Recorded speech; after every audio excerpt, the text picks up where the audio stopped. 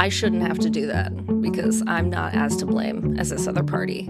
And when the first apology actually comes in, though, what's interesting is that people often report being disarmed and surprised and much more willing to admit what they did wrong. It's hard to say sorry, and it can be even harder to say sorry without following it up with whatever the other person did wrong. So why are apologies so hard?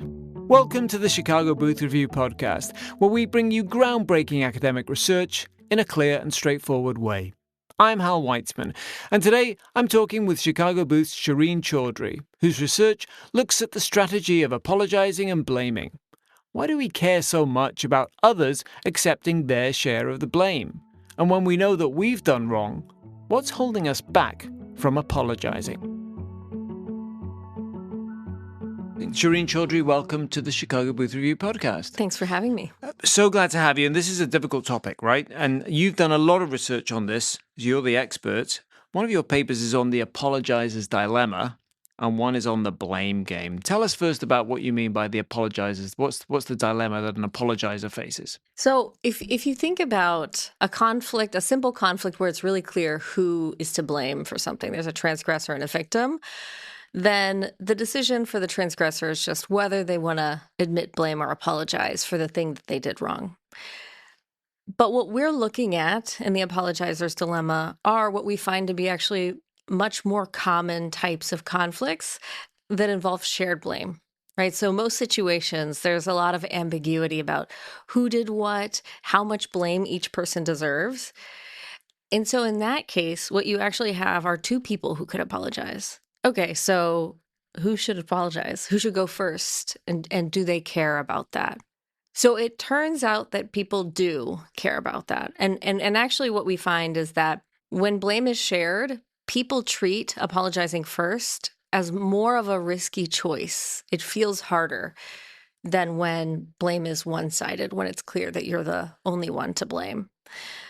And so what could be going on, so let me just kind of jog your intuition. Imagine that we both made a mistake on a report and the project at work failed.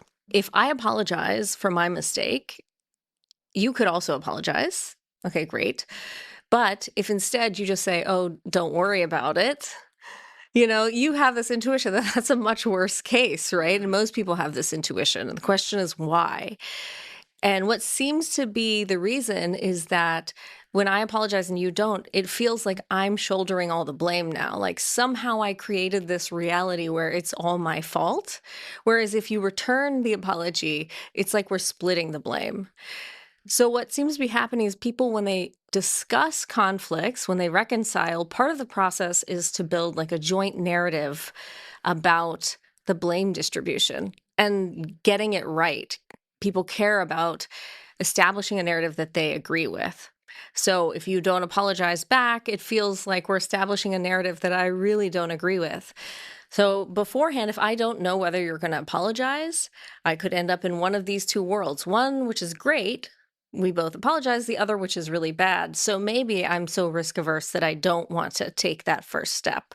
So it creates sort of a dilemma. Right. It's kind of like the prisoner's dilemma. Yeah. There's a big risk, right? Yeah. And we're definitely alluding to that in the name. So what's interesting about the prisoner's dilemma is that's set up so that the payoffs are such that people actually want to take advantage of the other person. So like if we're mapping it onto this situation, I want you to apologize and then I don't want to apologize. I want you to be the only one. So I want to defect. And it may be that people think they're in a prisoner's dilemma. They think the other person wants to not apologize after they apologize. That could be. But what we actually find is that in most cases, both people prefer that both apologize. Like we both want to end up in a world where we both apologize, right? But if we're skeptical about the other person wanting to do that, then neither of us takes that first step. And so the difference, I guess, with the prisoner's dilemma is prisoner's dilemma, we don't get to collude, right? We don't get to interact. Whereas here, we're going to interact. It's sequential. It's so sequential. And there's reciprocity, right? Right. That's part of it too. Yeah. Right. So if I apologize. Right. So theoretically, like these situations will probably end up, in a better state than people anticipate that they will. But if they never take that first step, then they might end up in these suboptimal apology stalemates where neither one makes that first move, right? And you get these like long years of silence. People don't talk to each Sounds like other. the plot of a rom-com, and then hopefully it's resolved by the end. So you referred to a narrative, talking of a rom-com, and there's a shared narrative. And yet, it's confusing to me because I feel like often in these sorts of situations, it's fraught. And really, the so-called apology doesn't really resolve things. It's still, particularly if I feel that I really apologize and you sort of half-heartedly apologize, or you didn't really mean it, or you made me go first. So where does this narrative reside? And sort of, it's not always resolved, is it? It's ongoing. Yeah, so I mapped it out really simply in the kind of opening there, but real conversations are quite complex. And so most conversations will go on for a long period of time. There's going to be more of a negotiation there. Maybe I partially apologize at first to dip my toe into the water, but not fully. And maybe if you apologize, I'll apologize more later or so forth. So the conversations, like how they actually happen, might be more complex. But I think part of that process is about negotiating like what happened. So it could be that, you apologize in return, but not for the right thing. Then I need to tell you what you did wrong, right? So there could be a lot of things discussed in these, but we start off, since there's been really no research on this, kind of start off with the simplest case. We're just assume that both people apologize for the thing that the other person wants them to. Then, you'll get this ideal outcome. But in reality, it's probably much more messy than that. And you have conversations where the process is all about negotiating that joint narrative. Fascinating that there hasn't been research, because as you say, there's a lot of research done on apologies in general, but not Right. on these two-sided. That's right. Why do you think it's been ignored? I'm not sure, but I can say that Provided an opportunity for you. Yeah, I can say that like what we're discussing here is what we call the informational value of apologizing. The information about the narrative. And a lot of the work on apologizing has focused on the emotional value of apologizing. So its ability to relieve guilt on the part of the transgressor, relieve shame, and to give power back to the victim, right? To address these emotional needs, to reduce anger, increase forgiveness. And so it's really been kind of a focus on emotions and less on the informational landscape. All right, and it's important, isn't it? How many apologies are made? Right. One or right. two, and the order. So tell us about the significance of number and order. Yeah, so we kind of put it like this because it's very simple, number and order. But what essentially that means, the number is kind of what I've already talked about. If I apologize and you do, that's 2 apologies. If I apologize and you don't, that's 1. So 2 apologies means splitting the blame, whereas 1 apology means shouldering all of the blame. So people care about they want 2 when they think it's shared versus 1. Now, order, we also find that another kind of feature of conversations that people think feeds into the narrative is the order of apologizing. So if I go first, it feels like I'm taking on more blame, right? So even if you apologize in return, I'm the one who went first. It's kind of signals that I'm more to blame. And people do think that the more blameworthy party should go first. And so, for instance, we have an experiment where in the lab, we create a task that causes pairs of people to fail. And we make it so that one person is clearly more to blame than the other person. And then they have a chat afterwards. And what we look at is which person is more likely to apologize first and how long the pairs go without apologizing. And what we find is that the more blameworthy person is much more likely to go first, and that the person who sees themselves as less blameworthy is more likely to what we call kind of survive or pass each turn, kind of wait, give the other person space to apologize. So there's a little bit of a coordination going on there with order. It's pretty easy to coordinate if you're clearly more to blame than me, and I'll just give you space, let you go first, and then I apologize. But what if we both think we're less to blame, right? Now we're both giving each other space, waiting for the other person to apologize, and then that's probably harder to resolve, right? But then if in that situation where we both, I think you're the most blameworthy and you think the same of me, if we're both just wait, and then one of us, I say, all right, Shereen, I want to say sorry. Then is the shared narrative that it's really mostly my fault? It could be. I'm not sure how much that actually impacts how people update. As you said, conversations are very kind of dynamic, so they could discuss through more nuanced communication, like who did what and how much people are actually to blame. But I think just like taking that first step, some people feel like I shouldn't have to do that because I'm not as to blame as this other party. And when the first apology actually comes in, though, what's interesting is that people often report being disarmed and surprised and much more willing to admit what they did wrong. So ultimately, I'm not sure it has that impact on the narrative in the dyad as much as people might think that it does. But it does seem to like affect people's willingness to enter that conversation. Oh, I see. So my perception that I would be considered more blameworthy is more than the actual narrative would reflect. Potentially. If you're enjoying this podcast, there's another University of Chicago Podcast Network show you should check out. It's called Big Brains. Big Brains brings you the stories behind the pivotal scientific breakthroughs and research that are reshaping our world. Change how you see the world and keep up with the latest academic thinking with Big Brains, part of the University of Chicago Podcast Network.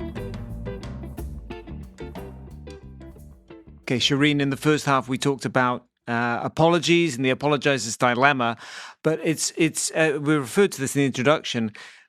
We often combine apologizing with blaming, don't we? Blaming apologies, and so this can infuriate people more than just not saying anything.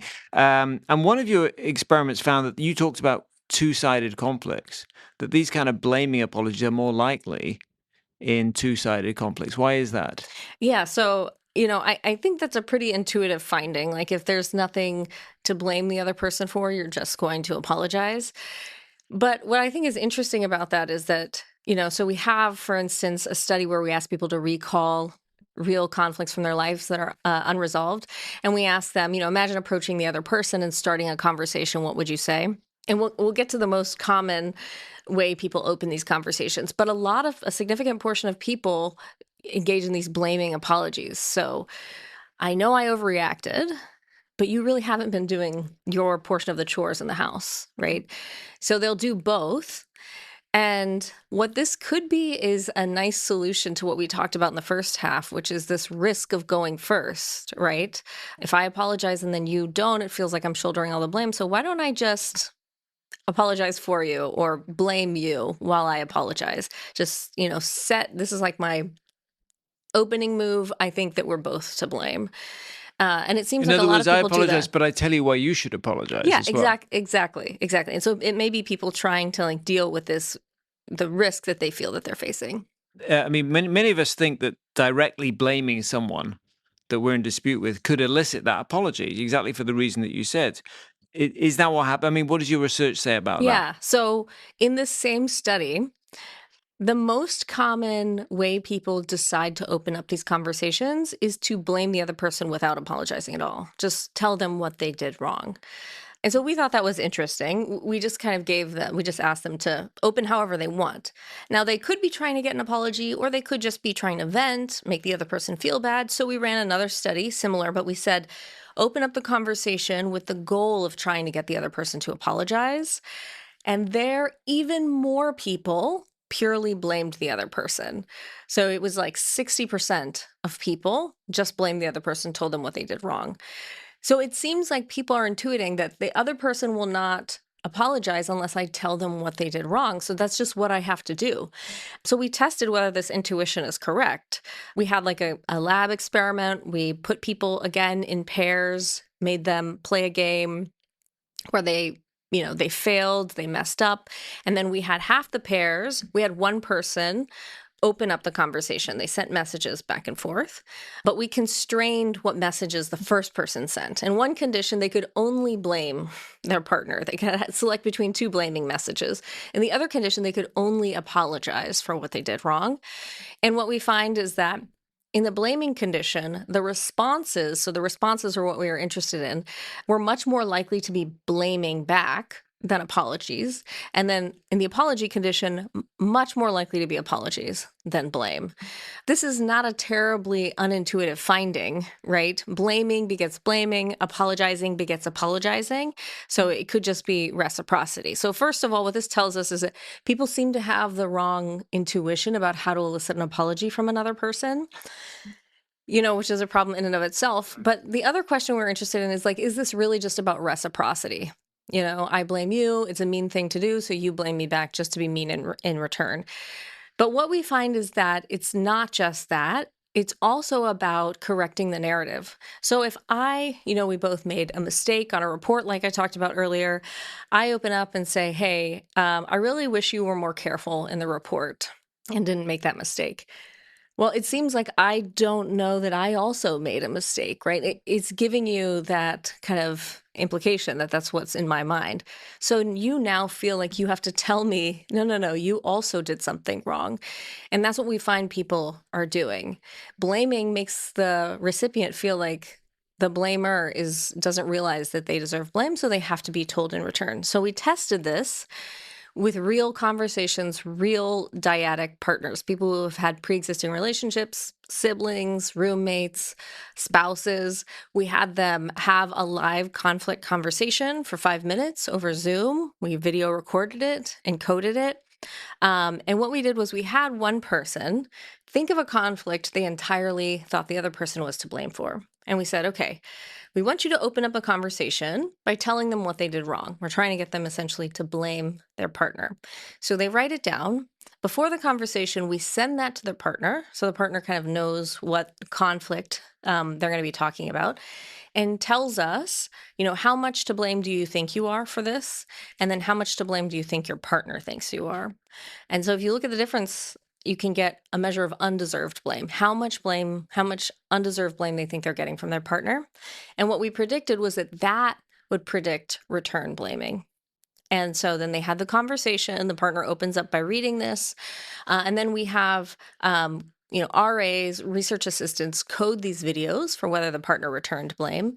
And we find they're much more likely to return blame when the more undeserved blame they feel like they're getting from their partner. So it's not just that on average, people are going to return blame if the conversation is opened with blame. It really is related to this feeling that they need to correct the narrative. Yeah, the narrative seems to be, really central to the way that we feel about these interactions. Yeah. Yeah, I mean, but in both the pieces of research that you talked about, so there's a lot of strategic stuff here that that you talked about, blaming and apologizing, combining them. Yeah, and I do want to say something about that. So when it comes to strategic, you could we do use game theory in the paper to kind of think about these interactions. But what we're not saying is that people are sitting there thinking really hard, okay, what is this person going to do? Then what am I going to do? That it's kind of a very natural thing to do. In any conversation, we're always thinking strategically, right? We always calibrate what we're going to say to the other person based on how we think that they're going to react. And we may not even be conscious that we're doing this, right? Because we can do this so well. We have conversations so fast. We're doing it the entire time. So there's a strategic element to all conversations, and it's just not that slow, deliberative process that you may think of when you think of strategy. It's more of just this kind of tactical mindset. Well, Shereen Chaudhry, I'm sorry that we had to bring you back to the Chicago Booth Review podcast because our producer here actually screwed up the first take of this. But thank you very much for coming back and talking to us about your research on apologizing and blaming. Excellent blaming apology. Thank you. It was a pleasure. That's it for this episode of the Chicago Booth Review podcast, part of the University of Chicago Podcast Network. For more research, analysis, and insights, visit our website at chicagobooth.edu/review. When you're there, sign up for our weekly newsletter so you never miss the latest in business-focused academic research. This episode was produced by Josh Stunkel. If you enjoyed it, please subscribe and please do leave us a 5-star review. Until next time, I'm Hal Weitzman. Thanks for listening.